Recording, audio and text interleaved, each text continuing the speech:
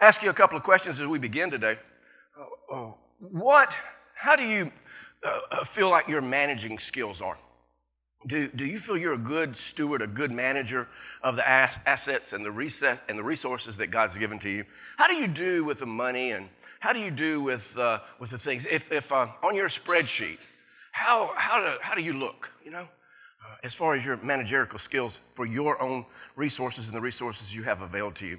For example, if you looked at your taxes, from where do you get your biggest tax deduction? That kind of gives you an idea of where your money's going. And how about if you looked at your checkbook? What would that show you as far as your being a person who is very thrifty and very frugal, or being very, very wasteful, or are you a generous person, or are you a stingy person? If God audited you right now, how would you show up?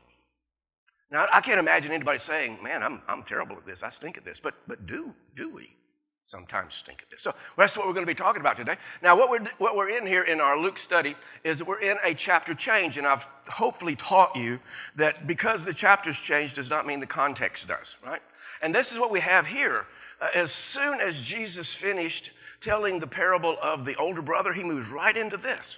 He starts telling this particular parable. It's interesting. We don't associate those things together, but it's sandwiched in between here, between two thoughts. In verse 3 of chapter 15, what it said there was he began to tell this parable because the Pharisees, the religious people, were muttering.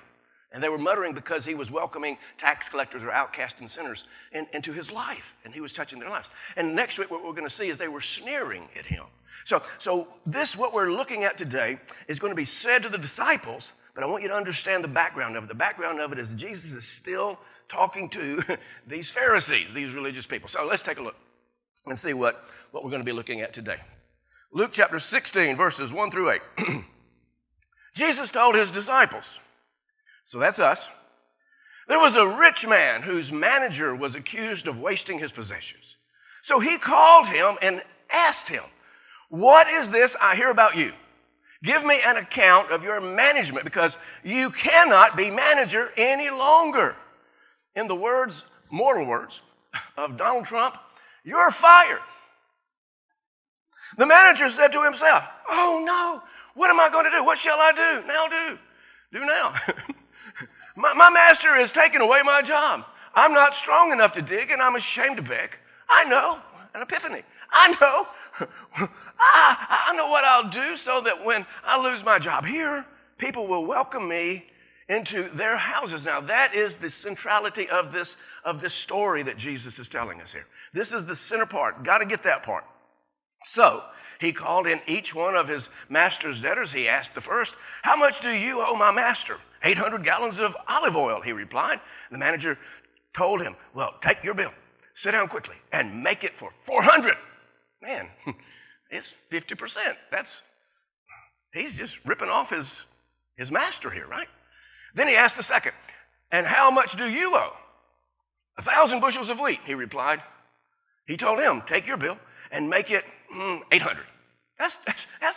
He's ripping his master off. And here is what Jesus wants us to get. And the master commended the dishonest manager because he had acted shrewdly. What? Really? Is Jesus telling us that we should applaud this guy who's dishonest? How would you like this guy working for you? I mean, no, he's a snake in the grass, right? He needs his head stomped rather than applaud. So what's going on here? Is Jesus telling us to applaud this guy and commend this guy because he's sharp, shrewdly sharp and dishonest?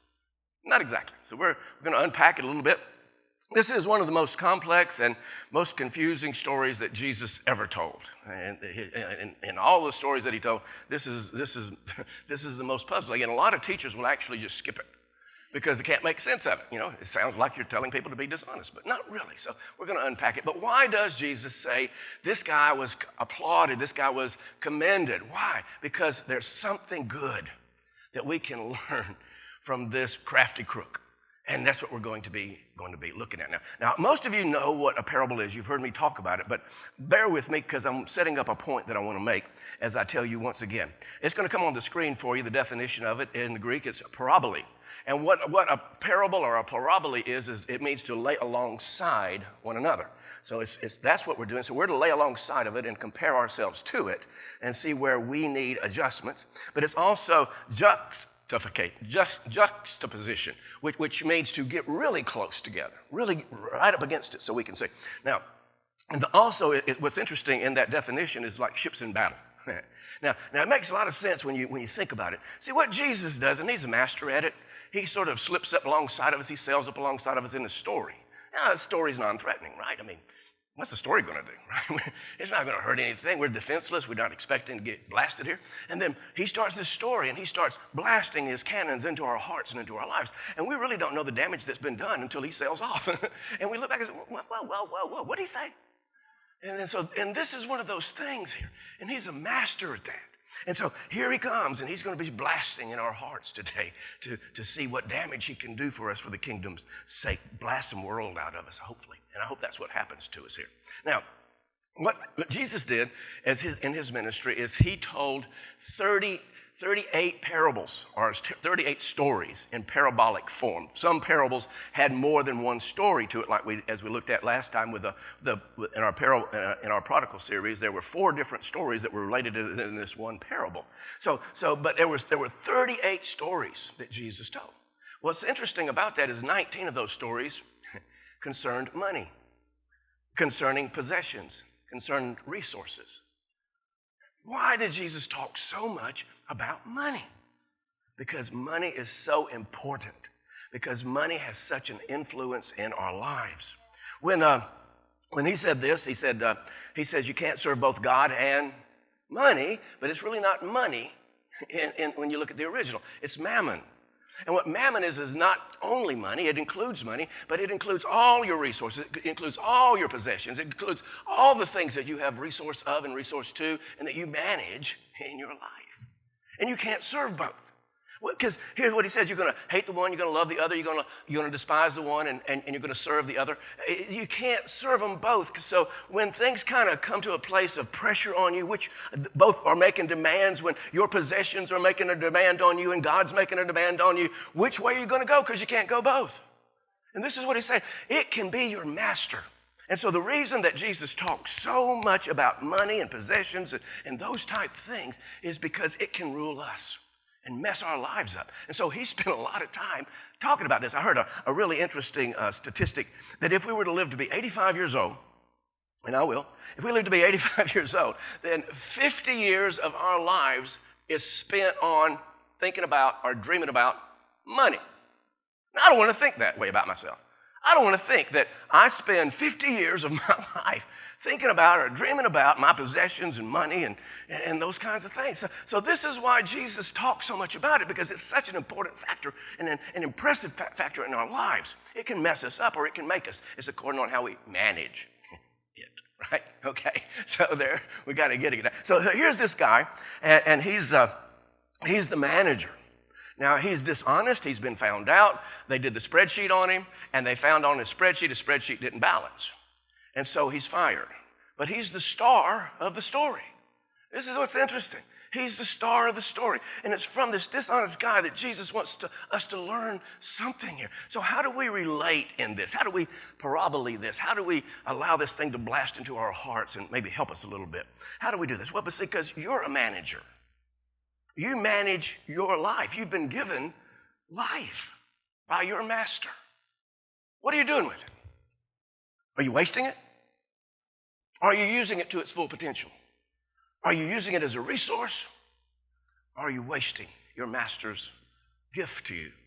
And it's not only that, everything that we've got, we've really been, if we look at it correctly, it's been given to us by God. You know, the money that we have, the possessions that we have, the resources that we have all been given to us by God. And people say, not me. God didn't give me nothing. I earned every dime I've ever gotten. You ever heard something like that? I earned every dime. Well, I tell you what, I really plead with you and beg you, don't have that attitude, because you might hear what this guy heard. You're fired. Now let's see how well you do. Now let's see what you can earn. Now let's see how you make out.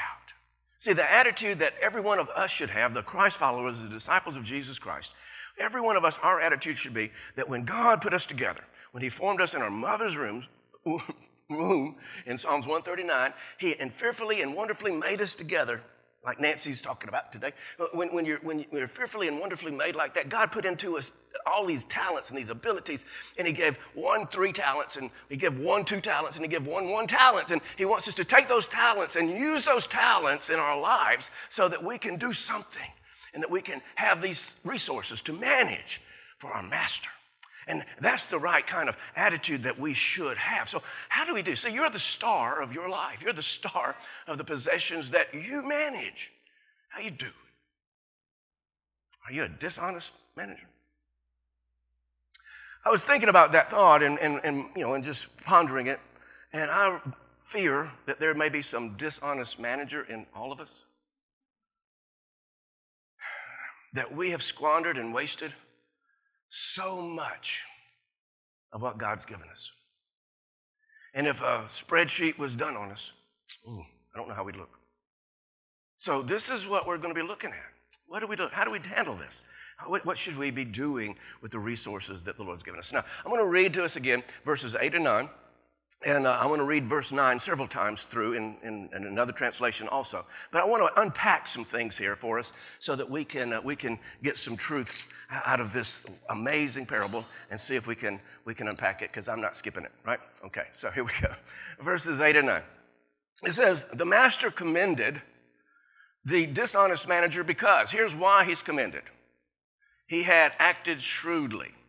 For the people of this world are more shrewd in dealing with their own kind, and I'm going to come back to this in just a second, than are the people of the light. I tell you, use worldly wealth to gain friends for yourselves. For who? For yourselves, so that when it is gone, you will be welcomed into eternal dwellings. All right, I want to talk about that just a second. See, the reason that this dishonest manager was applauded and commended, because he was in this position. What am I going to do? I have lost my job. What in the world am I going to be able to do here? You know, he said, I'm a white-collar guy. You know, I'm an upper management person. What am I going to do? I'm too weak to dig. I'm too ashamed to beg. What am I going to do? I know what I'll do. I got it. So he came up with this shrewd idea. And the shrewd idea is why he was commended, not because of his dishonesty. The shrewd idea that he got was this. He said, okay, I'm going to get all these guys together that owe my master. And I'm going to make a deal with them. I'm going to get them to owe me. I'm going to do something for them so they'll have to repay me. We'll develop this relationship, this friendship. And so this is what he did. So he got them all together, and he cut a deal with one for 50%. He cut another one for off 20%, and he made this deal. So that, here's why. He didn't. Now, I want you to make sure you get this part. You see, he didn't make the deal so he could embezzle the money for himself. What he did was he made the deal, used the resources available to him to ensure his end, to ensure his future, so that he would be welcomed into the houses when he lost his position, when he lost his job. He would have a place to go. He ensured his end. Now, that's why he was applauded. And that's what the Lord is really wanting you and I to get, that we don't think about our end. Oh, we might think about retiring. We might think about dying and making arrangements at the funeral home, but that's not your end. And so what Jesus is saying here, this is why he was commended, because of this shrewd idea, this wise thinking that he had. Now what Jesus says, a day will come when it is gone, so that when it is gone, he said, then you can assure yourself to be welcomed in your eternal dwellings. That's what he said, right? When it's gone, you will have used it so wisely, so shrewdly, that you will have ensured a welcoming in your eternal dwellings. Now, I think that's such a novel thought. Jesus just gave us something here that we don't think about. He said, Delbert, you will be welcomed when you go to heaven. But not only that will I be welcomed when I go to heaven, but my welcoming committee will be directly connected with the people that I have used my worldly wealth to help, to bless, to get the burdens of debt of the life that we have off of them, to help them in some way. My welcome will be directly connected with how I have been a shrewd manager of the worldly possessions that I have. I want us to make sure we get it. So Judy and I, we're going to have a big welcoming committee. We know we are. And here's why. For 30 years, we have given a percentage of our income every week. That's a lot of weeks, 30 years. Every week, we have given a percentage to alms. And what alms does here is it just goes straight into helping people. It goes, we don't even know where some of it goes because and I'll talk more about it later, but because that's what it's used for. It's used to help people that are sick, or people that are out of work, or people that are in need, or whatever. We've done that for 30 years. That's a lot of money. 3% of our income for 30 years has gone for that. But also we've taken opportunities along the way as well. We've taken opportunities when in missions, for example. If an opportunity came by that we could operate and invest into missions, then we did that as well. We touched that because that's what we wanted to do. And then there's been several times in all of our times that our lives that people have just fallen into bad times. And we've been able to help them. We've been able to assist them because I want to be a good steward. I want to be a good manager of the resources. And what Jesus is wanting us to understand here, and I'm going to say it in just a second. I want you to hear me now, though. He says, you need to do this intentionally. I'll point it out here in just a second. But he says, use your worldly wealth. Use it intentionally. Have a plan, a shrewd plan, so that you will be welcomed when you enter your eternal dwellings. How you doing? How you doing? Are you investing in that area of your life? You may be laying money up for your retirement, but are you investing in your eternal dwellings? Are you sure that there's going to be a welcoming? You will be welcomed there. This is what I want us to see today. See, we don't think like this. And this is what I want us to understand. Jesus is telling us here, you start thinking like this. Start thinking supernaturally. Get your head out of the world and get your head into heaven. Start thinking in a way that's beyond how the world thinks. And this is all going to unfold as we work through this passage. We're going to see this. I want to read that again. Verse 9. I want to point out something he says here. I tell you. Now, who's saying this? Jesus, right? Christ, God in flesh. God is saying this. So it must be true, don't you think? So I tell you, he's making an emphasis here. He's saying, get this, understand this. I'm telling you this. Get your head wrapped around this. Listen intently. Get this right. I tell you, use worldly wealth to gain friends for who? Yourselves. I'm going to really get into that in a second. Just keep pointing it out. So that when it is gone, you will be welcomed into the eternal dwellings. Now, Jesus isn't forecasting our financial disaster here. That's not what he's doing. He's speaking of the inevitable. When you die, I don't care how much you've accumulated, it's gone as far as you're concerned. It has run its course. It's run out. It no longer will benefit you at all. It's gone. He's not forecasting our financial disasters. What he's forecasting is the inevitable. That's what he's doing. How are you doing here? How do you do? Are you using the time you have and the resources that you have right now? Are you using these resources for your eternal dwellings? Are you using them wisely? Because one day, it'll be gone. One day it'll be gone. Now, he's emphasizing something here. He says, I tell you, use it this way. Use it to make friends. Use it for the purpose of people. Use it this way. Now, be generous is what he's saying here. Have you ever known a generous person who didn't have a lot of friends? I mean, generous people, think about it a second. Generous people have a lot of friends, right? I mean, they just do that. They go together. Stingy people don't have a lot of friends, but generous people have a lot of friends. Who's the most generous person you've ever known? Just think about it. So, the most generous person that I have ever known in my life was my mother. She was the most generous person that I've ever known in my life. And I want to tell you a couple of stories about her. But she was always giving you something. If you drove up in her yard and you were about to leave, she'd come running out. She'd say, wait a minute. And she'd run back in the house and she'd go find something to give you. This is just how she was. She was worked into her. It was made into her. So her and Daddy, they would go up. We lived in Griffin, and they would go up to Forest Park, where the State Farmers Market is, and they would go up there, and they would get all kind of produce and things, and they'd go give it away. But this specific time, she and my mom and my dad and our neighbor named Bessie was with them, and Mama was cruising the market, and this guy cut her a deal with watermelons. Now, I'm not talking about these little seedless guys that we see a lot now. I'm talking about these big melons like we used to see, these big things like this.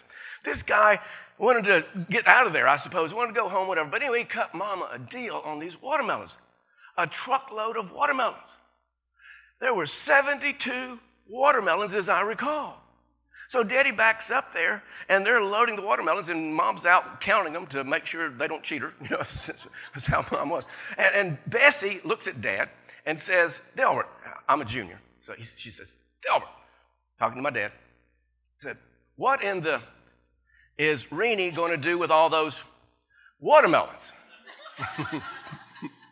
Well, everybody knew Mama's not going to eat 72 watermelons, So Daddy, as he always did concerning my mom, he looks at Bessie and he says, Bessie, she'll do with them whatever she wants to do with them. And everybody knew what that meant.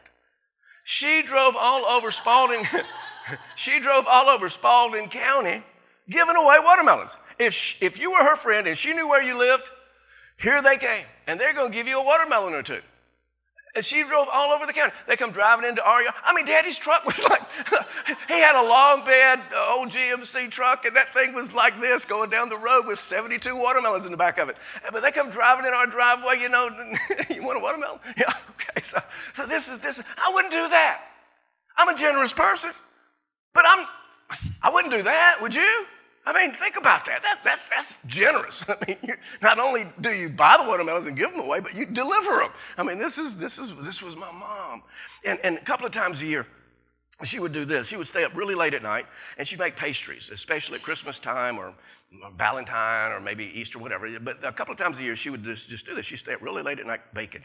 And she would make these pies, these little apple pie turnovers and candies and cookies and all this stuff. And then she'd put them in these little packages. She'd wrap them up really pretty, put little bows and little cards on them and all this stuff. And she'd put them in a box. And then she'd go all over town giving these things away.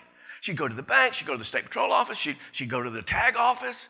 And this is back when tags were, and everybody had to get their tags at the same time. Remember that? You didn't do it by your birthday like you do now. You had to go stand in line. So she'd go and she'd do all this stuff, she'd go into the bank with this box of stuff. And she'd start at one station and she'd work all the way around, taking over and giving these little presents to people. People were smiling, and I wouldn't do that.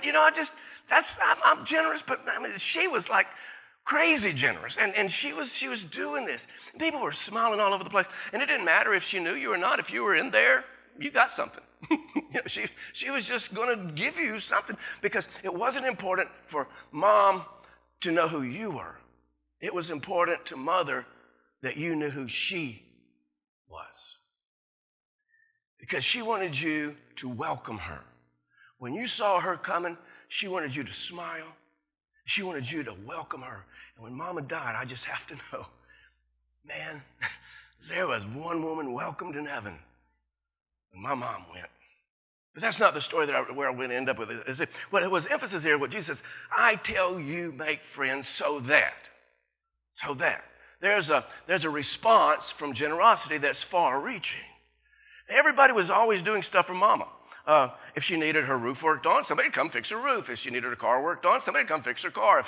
If she needed her garden spot plowed, somebody'd come do her garden. I mean, people were just finding ways to repay Mama because of her little package packages and watermelons and things like that she would give. They would do big things for her all the time. It was a response. But it wasn't just her. There was a run over for this generosity.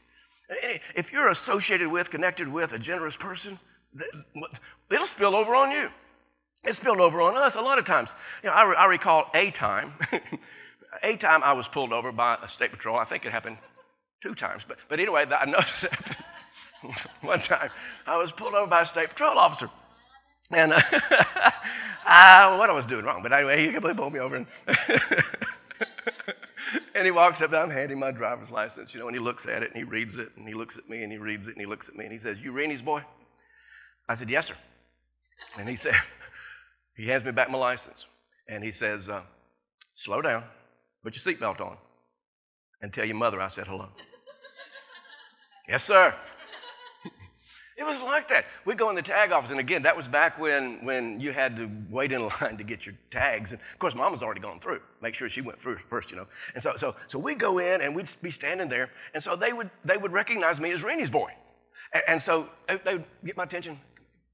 So I'd go to up where they were. They'd take me off to the side a little ways, and they would serve me, give me my tag, and I was out of there.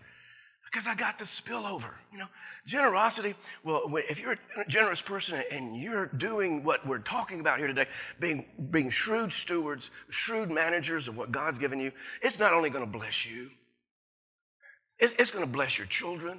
It's going to bless people that are all around you. You're going to be recognized as somebody's son or daughter, or you're going to get this spillover that's happening because somebody's generous. Generosity is big in the eyes of God. He'll make sure you get blessed back. But here's really why I wanted to tell you this. When we had Mother's funeral in '93, it was at a big place. I mean, it was the biggest funeral home in the county, and it was big. It was about as big as this room, just the sanctuary area where we had it, and it was overflow. I mean, they had us, the family, off to the side over here a little bit. The place was filled. People were standing in the back. They were out there watching it on closed circuit television. It was just amazing how many people had come. We should have had multi-services for her funeral. It was like a dignitary had died. Mother wasn't an elected official. She probably could have been, but she wasn't an elected official. And the procession to the funeral, to the graveside, the procession to the graveside, it couldn't hold the parking area there. Couldn't hold all the cars. It was like a mile long. It was absolutely amazing. And when Mom went, you just know that there was a welcoming committee for her. Because of her generosity. It's awesome what generosity will do. It's awesome what it'll do. Now, what I want to do is I'm going to read you this passage from the King James Version this time, because the words change a little bit, and it gives us a little more insight into it. Now, I want to show you something on it. Go ahead and put it up for me. While I'm thinking about it, somebody asked me a couple of weeks back to let you know what version or translation that I'm using. I'm always using the NIV. The reason is because a lot of scholars who really understood Greek, Hebrew, and Aramaic got together and put this together. So it's not one guy's interpretation or just a few people's interpretations. It's a lot of sharp guys putting this together. So that's why I use the NIV. But when I use another translation, I'll do what I did here. I'll put it in parentheses so that you will know what translation I'm using. Other than that, it's always the New International Version. So with that said, let me read. And the Lord commended the unjust steward, because he had done wisely. Now that's where the NIV version puts in there shrewdly. For the children of this world are in their generation wiser. Now I want to work here just a second. I want to make sure you get what he's saying here. While they are alive, while those that are far from God, while the lost, while the unrighteous are alive in their generation, in their lifetime, they are wiser, smarter, wiser, shrewder than the children of light. What does that mean? We are supposed to be the enlightened ones. We're supposed to be the children of light. But what Jesus is saying here is that the unrighteous, people far from God, are far wiser while they're alive and are capable of doing something with the resources they manage than we are. I want you to see this word that's used, that's translated wise and translated shrewd in the Greek. It's the Greek word phrenos, and what it means is intelligent, wise, clever, mindful of one's interest. I want to slow down now and inject that the way Jesus said. Jesus says that the lost, the unrighteous, people far from God are more intelligent, they're wiser, more clever, they're more mindful of their interest for their end time, for working out their end process, for their end, than we are. We don't think supernaturally. We don't think heavenly. We got our head in the world and not in heaven. And Jesus is telling us here, here's what I want you to understand. Here's what I want you to do. I want you to get your heads right. I want you to understand this. I want you to start thinking heavenly. Now, does it have to be this way? Or should it be this way? No. This is why Jesus is telling us this. This is why Jesus is teaching this. This is why he's saying this. You got to be shrewd about your end. Use while you're alive. Use your generation. Use your resources now while you can, before they're gone, to ensure you're welcome into heaven. This is what Jesus is teaching us here. Now, this dishonest manager was commended basically for doing three shrewd things. First of all, he was shrewd with the resources he had access to. And the second thing that he was shrewd with was his people. And the third thing that he was shrewd with was concerning a plan and his end. All successful people are concerned with these three things. Everyone, if you're successful, you are concerned, intensely concerned with these three things. You're intensely concerned with the resources that you have availed to you.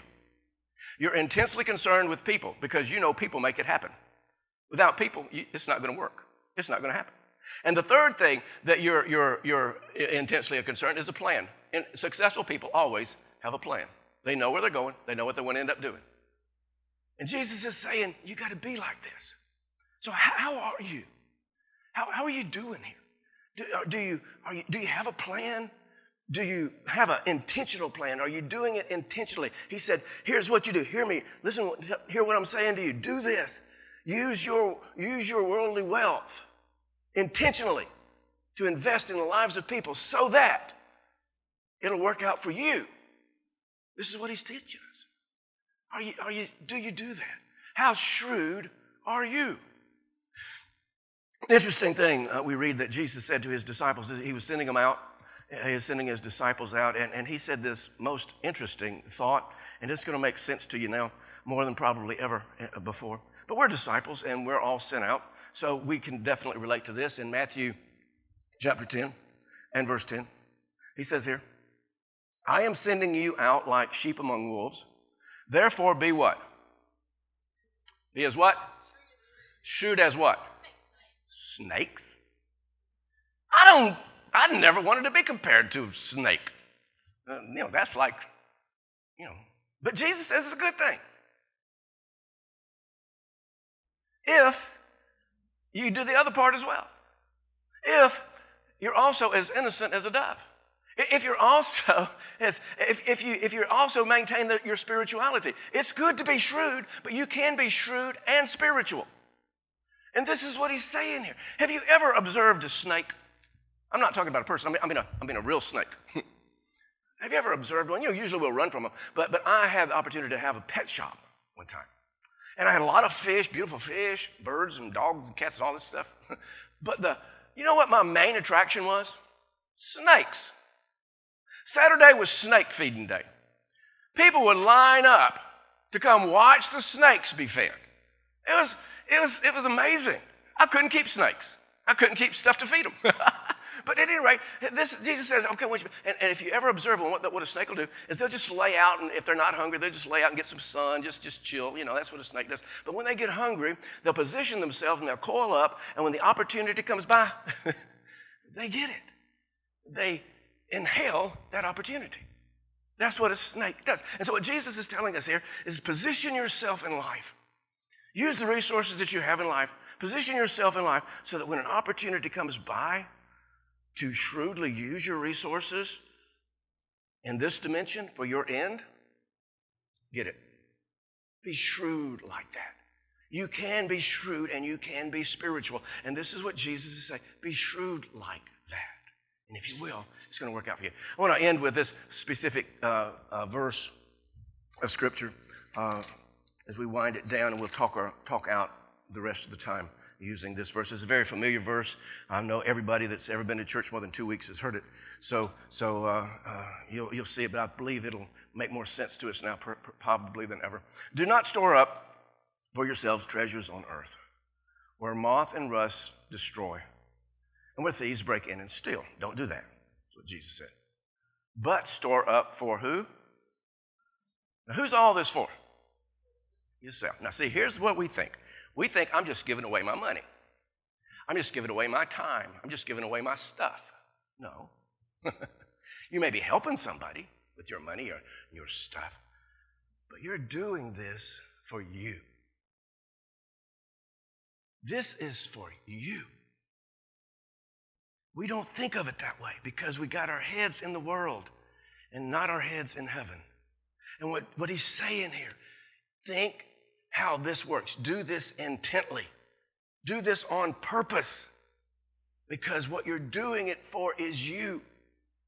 Lay up for yourselves treasures in your eternal dwellings, treasure in heaven, where moth and rust do not destroy and where thieves do not break in and steal. And here's the part that I really want to kind of work with. For where your treasure is, there your heart will be also. So where is your heart? Is your heart in heaven, or is your heart in the world? Where's your heart? Jesus has made it clear. You cannot take this stuff with you, and there's going to be a time when it's gone. It just runs out. But if you manage it correctly, you manage it well, though it will run out, it can go on for you. Just because it ends in the natural form, it can go on in the spiritual form and be a treasure for you.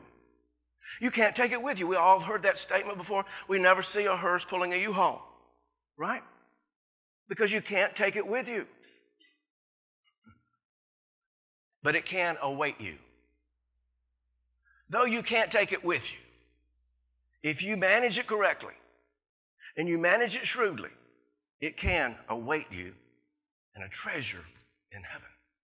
So I just want to challenge you with this. Do you do alms? Do you do alms? See, alms is taught in the Old and the New Covenant. It's taught. In the Old Testament, this is what I was talking about that she and I have done for 30 years. In the Old Covenant, it's actually a tithe. It's a third-year tithe that was to come into the storehouse, that was to go to take care of the widow, the orphan, the poor, the impoverished, the sick, the ill, all of the transient, and all those things that alms does. So they did that. That was a part of their worship. In the New Testament, it's just a given. Jesus in Matthew chapter 6, verses 1 through 4, doesn't say if you decide to pay alms. What does he say? He says, when you give alms. It's a no-brainer to Jesus. This is just what you do if you're a Christ follower. Do you do it? Do you care about those people? Is your heart into it? Because where your heart is, there your treasure is. You'll know if your heart is right by where your treasure is. And if you don't have a heart for that, your mind is in the world. Your heart is in the world. How about missions? Is your heart into missions? When the opportunity comes by, do you seize it? You see, I'm more like that with my missions giving. Is I don't just regularly every week give to missions, but what I do is when an opportunity comes by, I seize that opportunity. I'm shrewd with it. How about you? Is your heart in missions? You'll know by if your treasure is. Do you intently give to missions? How about somebody sick, home from the hospital? Do you care? Do you care that they're sick and incapable of maybe cooking and fixing? Do you Do you care? Is your heart in that? See, you women, you can do baking and make your beans and your veggies and all this stuff and take them a supper. You're not doing it for them. Who are you really doing it for? Yourself? Oh, you're helping them, sure. But who's going to get the real benefit, the real treasure of this? You are. How about somebody that's down and out, going through a tough time in life? Maybe cutbacks at work or a bad time, lost their job, whatever. Maybe it's their fault, maybe it's not, but it doesn't matter. Do you care? Is your heart there? You'll know if your heart's there, if your treasure's there. And Jesus says, here's how you lay up treasure for yourself in heaven. Here's how you do it, is what he's telling us to do. See, Jesus doesn't want us to learn to be good stewards, to learn to be sharp with our finances so that we can increase our standard of living. He wants us to be shrewd and good managers of our resources so we can increase our standard of giving. Jesus gives us this amazing picture of being welcomed into heaven. We don't think like that. He says, I want you to start thinking like that.